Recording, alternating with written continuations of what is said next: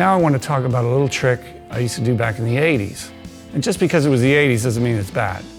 We actually did some pretty cool things back then. This is using two microphones.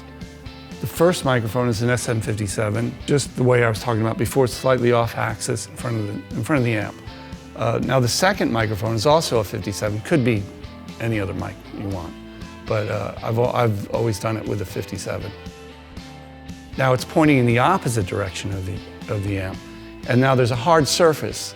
And we use these little, they're actually speaker stands, and create almost like a little chamber here. And what happens is the sound bounces off this hard surface over there. That could be a gobo, could be a door, could be a wall, could be any kind of a hard surface. And the sound bounces off and into that microphone. And it's not a reverb or a delay or an ambience of any kind. It really creates sort of a comb filter effect. And it works mainly on distorted guitars. It wouldn't sound very good on a clean guitar, probably.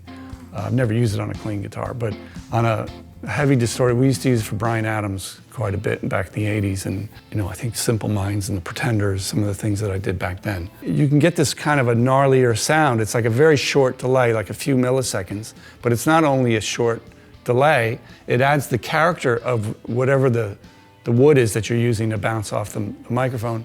You can alter the sound quite a bit by moving this microphone back and forth. There's no set distance. You could try different sizes. I mean, this is about, what we used to use was a little longer than this, actually. It was probably about 8 or 10 feet, something like that.